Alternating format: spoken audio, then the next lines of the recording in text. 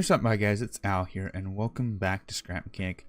Now, after the main battle tank that I released not too long ago, I've been working on some other tank designs.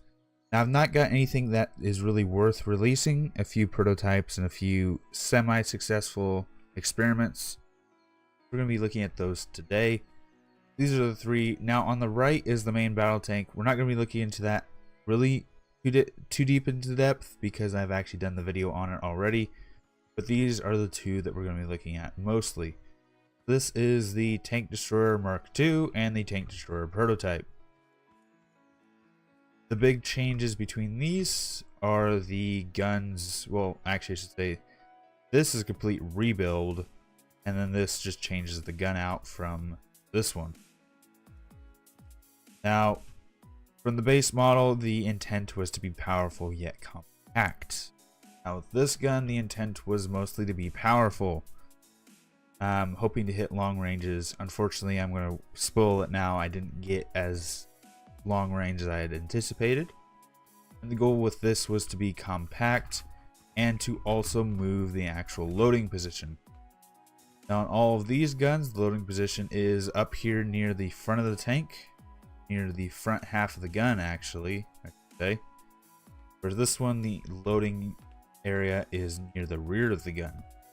We'll be looking at in a second down there at the guns themselves, but I am going to take a look at the inside of this one.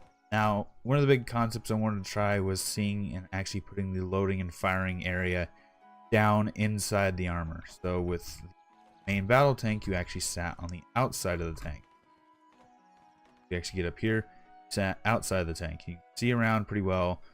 It left you exposed, and if you wanted to be camouflaged, your bright red character was standing on top of your tank. So I wanted to see what would happen if you actually were down in it. Go ahead and press that, which closes the actual sights. And from here you have all of your basic needs. You have your loading. You can aim left and right, up and down. If you've watched over there in the right hand side, you can see the actual gun is moving.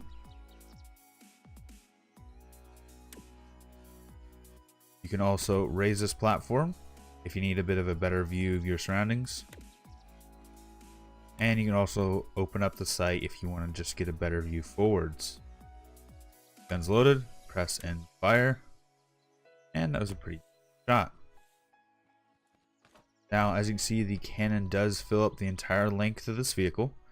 This has 8 pistons, whereas that one over there only has 6. However, in the testing I did, it did get about the same range, so nothing really special about this. And between that and the poor visibility you get while shooting, this kind of doesn't work how I intended it. It looks nice, and I might still release it, but it didn't do what I had hoped it to do. So I really haven't done anything with it. Now, I did use this chassis to use this gun because it's pretty easy to slot this one in. And the goal for this was mainly to see if I can put the loading mechanism back further in the gun. The reason that is because if you look at these, the actual firing pin, I have a button on that. This one doesn't have a firing button. The actual firing pin takes up room, and you have to put the bullet in front of the firing pin, which forces you to put the actual loading mechanism pretty far forward on the gun. I don't know where that bullet went. The same thing here, the loading mechanism is pretty far forward on the gun. And I'll go ahead and hook up a switch so we can actually shoot this, so it's not just sitting around with the live ammunition in it. And that went really nowhere. So the problem for this is when you're trying to build compact vehicles, especially vehicles with turrets, you need to be able to fit a big chunk, or at least the loading mechanism, inside the turret while also not taking up a whole bunch of room. With this, the pivot point would be somewhere about here, give or take, on the gun. And from about here back would be what would be inside the vehicle. The intent was you'd put it around in here, it wouldn't glitch out, and it'd get pushed along this rail up to this little carriage, which would bring it up in front of the actual firing pin. If I hadn't done a cutaway like this, it might have worked. Now, I did get this gun to work standalone, but as soon as I added it to the actual tank, it started having issues. Now, the biggest issue with this tank is its successful fire rate. With this little loading rod down here, it glitches the physics out a lot, and even without cutaway, it does like to just glitch out, especially once it's in the tank. The bullet likes to just go through just random pieces. It does make it all the way to the actual carriage. Carriage will sometimes glitch out, and by the time you factor in the probability of actually loading a round with the probability of it actually firing said round, you're likely not to hit what you're looking at by the time it's moved. And put all that together, and it pretty much killed this gun design. I have gotten it to work, and I do know it works in theory. However, it doesn't really like to work in practice. Now, I might be eating my own words considering I just managed to load a round, but as you can see, the round went off that way. Try again, and you can see what I mean by it likes to glitch out. I didn't get that round loaded. Try again. Got it loaded, and it went off that way. I wouldn't consider that to be exact success. Better than the other ones we did. That one just hit directly at our feet and is now rolling away. And you can see what killed this tank. Mostly it was the added complexity. There we go, we had a successful shoot.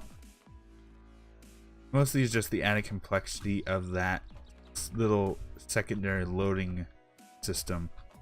So these, there was a primary loading system that literally just pushed the round into the barrel, fired. This gun over here, you actually have to push it up to the front of the barrel, then push it into the barrel itself, and fire. And that first initial moving it causes most of the issues.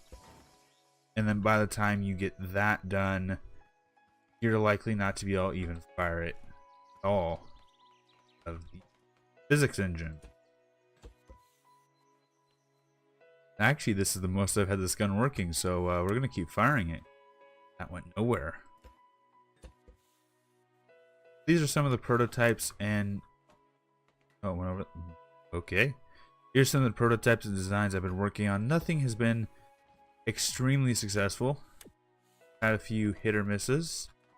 But at the end of the day, I still think that the original main Battle Tank Mark II, or the 2.1 if you've seen that one, are the best so far.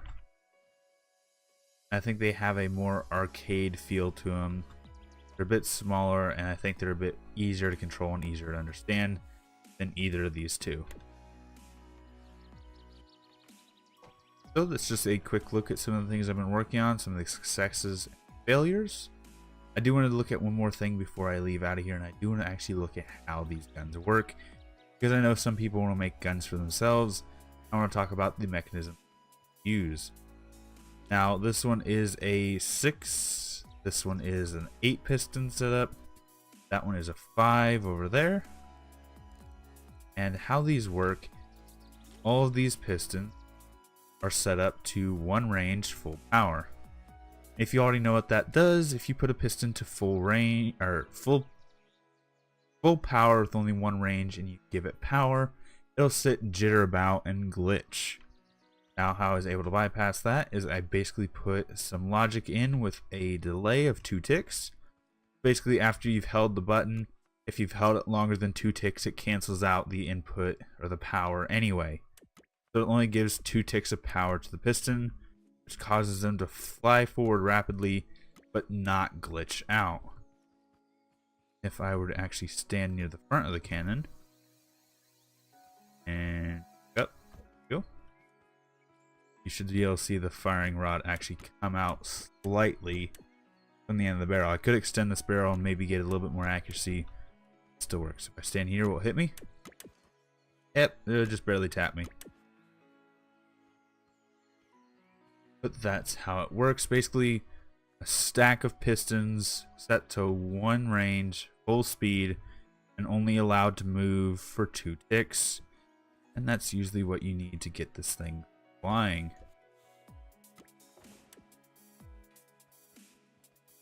So now I've given a quick overview of some of my recent works in progresses, as well as a quick overview of how the cannons work themselves if you want to build one for yourself and put it into your own tank.